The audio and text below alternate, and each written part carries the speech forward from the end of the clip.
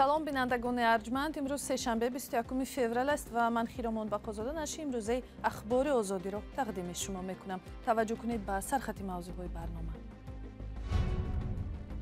پرزیدنت روسیه ولادیمیر پوتین در آستانه یک سالگی هجوم به خاک اوکراین غرب را به آغاز این جنگ متهم کرد. امریکا این ادعا را پوچ نامید. خبرنگاران تاجیک میگویند در نشست‌های مطبوعاتی مقامات تلاشی پنهان کردن آماری دقیق مشاهده شد. بعضی طلبات به خود خبرنگاران هم صدا داد. از نمایندگان واسطه اخبار ما طلب کرده شود که برای اشتراک در نشست‌های مطبوعاتی با لباس رسمی و نیم رسمی حاضر شوند. ساکنان محله مرزی در وروخ میگویند اینترنتی درست ندارند و هنگام مناقشه ها نمیدانند کجا زنگ زنند و چیکار کنند. روز باشد با یا کوبران و گم بزنید یا پای میفته.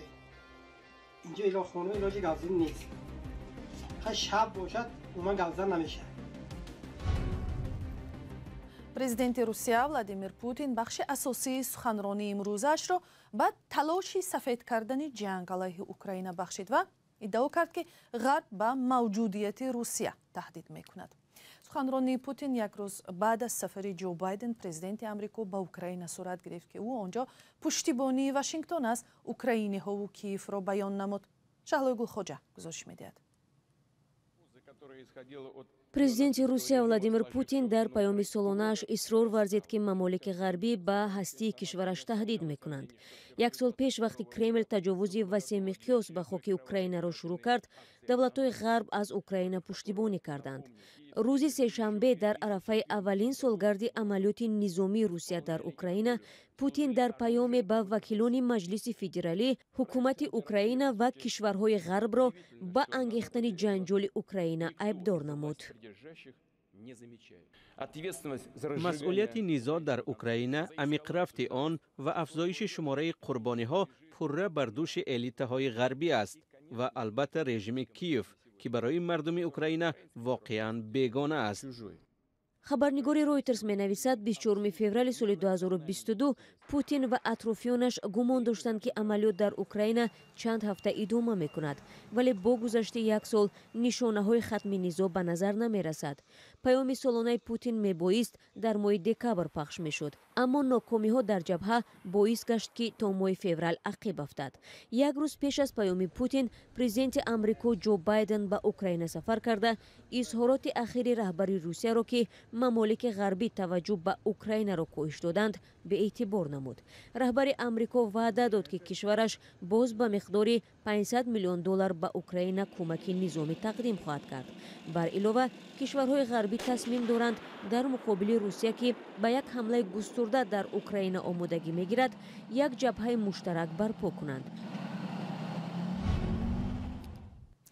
در تاجیکستان یک ماه گذشته مقامات ساختارهای دولتی ژورنالیستان را دعوت کرده از کار یک ساله‌شان گزارش دادند. نشست‌های خبری سال 2 دفعه برپا می‌شوند، ولی بسیاری از خبرنگاران هرچی بیشتر از این نشست‌ها ناقناعتمند می‌مانند. حالا ژورنالیستان میگویند در رفتار مسئولین وسیله‌های نوی فرار از پخش اطلاعی دقیق را مشاهده کردند. برات یوسفی و الشیر ظریفی گزارش می‌دهند.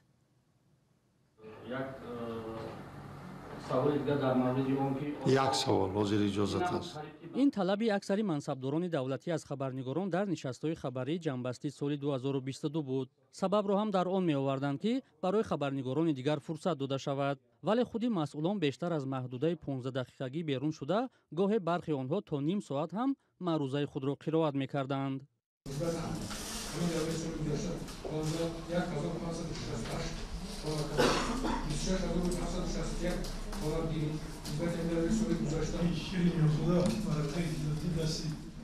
برعکس نشست‌های گذشته، این نوبت برخی مسئولین وزارت و اداره‌های دولتی قبل از آغاز قاعده‌های نوی برگزاری نشست‌های خبری را به خبرنگاران گوشرس می‌کردند.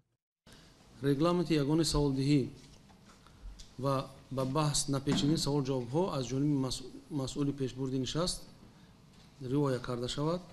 سیوم از نمایندگان واسطه اخبار ما طلب کرده شود که برای اشتراک در نشست‌های مطبوعاتی با لباس رسمی و نیم رسمی حاضر شود. посухҳои умумӣ, худдорӣ аз овардани оморҳои мушаххас, ба дигар тараф бурдани мавзӯъ, шонси дигарбора надодан ба хабарнигорон барои пешниҳоди савол аз ҳолатҳое буд, ки дар ин нишастҳо ба мушоҳида мерасид. хабарнигорон мегӯянд нишастҳои матбуотӣ сол то сол маҳдуд ва қолабӣ мешаванд. агар солҳои пеш дар нишастҳои матбуотӣ роҳбарои аввал намеомаданд ё ки масалан аз додани баъзе оморҳои шубҳанок худдорӣ мекарданд, маълумоте ки солҳои пештар бидуни мушкил дар варақаҳошон мебаранд ё ки ба суоли журналистон вобаста ба омор посух медоданд, имсол онҳо ҳамин оморро умуман пешниҳоди журналистон намекунанд. нишастҳои хабарӣ як фурсати муносибе барои пешниҳоди саволҳо ба раҳбарони вазорату идораҳо аст. чунин нишастҳо аз соли 2006 бо амри раисҷумҳурии Тоҷикистон ҳар 3 моҳ баргузор мешуд. дар соли 2011 баргузории нишастҳои матбуотии ниҳодҳои давлатиро аз 3 моҳ ба 6 моҳ оварданд, ки боиси интиқоду нигаронии хабарнигорон ва созмонҳои журналистӣ шуд.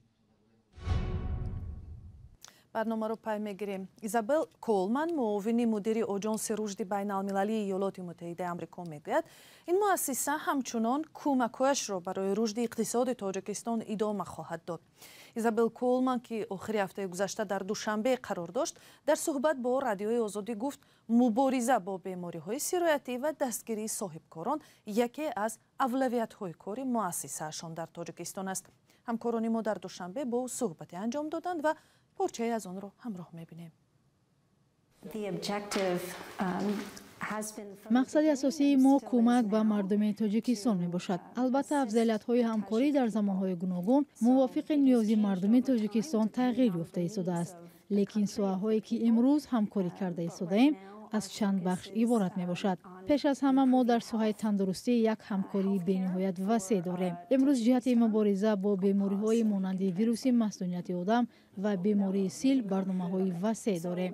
чӣ хеле ки медонем, имрӯз бемории сил дар Тоҷикистон як мушкилоти хосаеро ташкил медиҳад.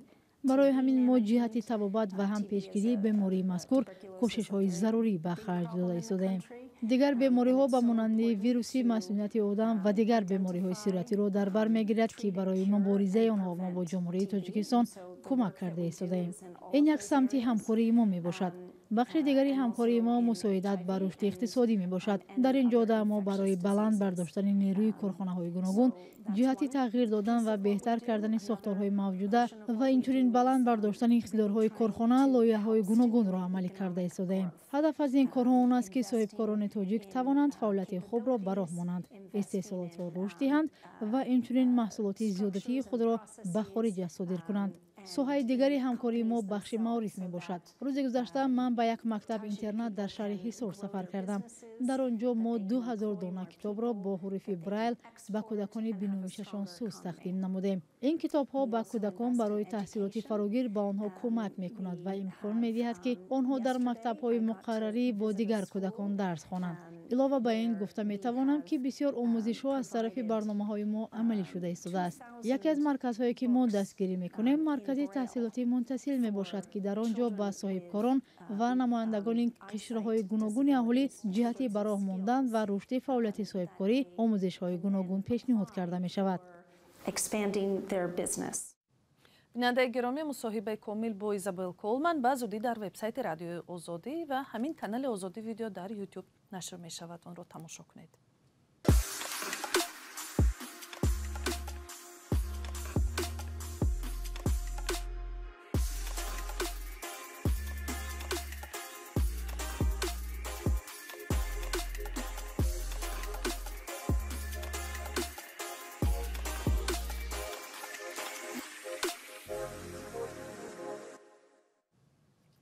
сокинони маҳаллаи марзие дар ҷамоати Ворух чандин сол боз аз фароҳам набудани алоқаи мобиливу интернет азият мекашанд. онҳо мегӯянд, ин вазъият дар муноқишаҳои марзӣ ба онҳо душвориҳои зиёде пеш меорад, чун наметавонанд бо ягонҷо тамос бигиранд. ҳамкори мо Фарзон Муҳаммадӣ ба яке аз ин маҳаллаҳо рафт. خانواده جبار بابایف تقریبا هر روز وقت زیادی خش را برای پیدا کردن موج اینترنت و علاقه صرف میکنند. دو فرزند و دامادهای بابایف و چندین خش دیگرش سالها باز بیرون از تاجیکستان زندگی میکنند، ولی در حالتهای ضروری نمیتواند با آنها تماس بگیرد. روز باشد با یا کوبران و گم بزنیم یا پای میفریم. اینجا ایلا خونه علاج گازین نیست. شب باشد اومد گازن نمیشه. در محله بیدک جماعت واروخ بیشتر از 30 سال باز حدود 2000 تاجیک زندگی میکنند. آنها میگویند نارسایی آب آشامیدنی و راه ناهموار و دشوارگذر یک طرف و نداشتن علاقه دسترس یک مشکل اساسی دیگری روزگاری آنها گردیده است. ما مکتوب کردیم لیکن جواب منفی نگرفتیم تا حاضر. یگان کس عرضه ما یگان خیلی چاره‌بینی نکرد.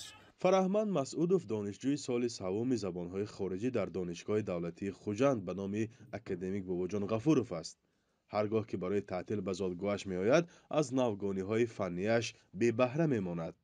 امروزه جهان امروزی ما بسیار یعنی علاقه یعنی اینترنت بسیار مهمتر است، مخصوصا برای من و دیگران. مسئولان خدمات علاقه میگویند از این مشکلی منطقه‌های مرزی جماعت واروخ آگاهند. 4 سال پیش بین واروخ و چارکور خطی اپتیکی داشتیم. همسایه ها ما روزی میشد گپ میزنیم، من سرحد میرم سرحدشاشون نمیگم، سرحدشاش رو گفت نمیمونن پیوست کردن نمیمونن. یعنی که علاقه وقتی که علاقه سیمی شد فیزیکی سیاست شده علاقه سرعتش هم بالا صفتش هم بالا میشه. ساکنان میگویند باید مقامات به این منطقه مرزی از این جهت توجه بیشتر دهند. از شرکت‌های موبیلی مگافون، زت موبایل، تسل خواهش کرده می شود که احترامانه خواهش میکنیم که از نام همه زاده و استقامت کنندگان دهه بیدک، محله بیدک خواهش میکنم که بیارید همون موج پخش کنه که خود را چسب کنید. اینجا مشتریان بسیارند، خواهشمندان بسیارند که از شرکت‌های شما استفاده برند. چنین مشکلی را دیگر منطقه‌های مرزی شهر اسفره هم دارند و اکثر ساکنانش تنها از یک شرکت موبیلی استفاده میکنند. انتخاب وسیع ندارند. فرزان محمدی، رادیوی آزادی، شهر اسفره. در هر گوشه جهان از جمله تاجیکستان خانه‌های گیلی نشانه از فقر و قشاقی به حساب می‌رود. حالا در مجارستان یا وینگریا یکی از کشورهای اروپای پیشرفته ساختمان این نوع خانه‌ها اندک اندک زیاد شده است. چرا؟ طاهری سفر گزارش می‌دهد. اینجا نه تاجیکستان بلکه یک گوشه مجارستان در اروپای پیشرفته است. نه از ناچاری بلکه به دلیل‌های زیست محیطی و صرفه‌جویی به بنیاد خانه‌های گیلین رو آوردند. یانوش کاسپر خانه‌ساز کسبی است و تاکنون 200 خانه گیلین ساخته است. در بسیاری از گوشه‌های کشور محصولات ساختمانی مناسب وجود دارد. باید بدانید کدام نوع خاک ضرور است، اما خاک زرد رنگ برای ریختن خشت گیلین بسیار موافق است. در مجارستان برعکس تاجیکستان برای ریختن خشت گیلین خاک را با کاه آمیخته می‌کنند تا به آسانی شکسته نریزد. اندازه‌اش هم از آمیخته کاه و گل است. تمام خشت‌های گلین این دیوار را انسان‌ها با دست ساخته و ریختند. دقیق است که این خانه نه کمتر از 100 سال است که پا بر جای مانده است. اگر درست تعمیر شود حتما 100 سال دیگر خواهد ماند.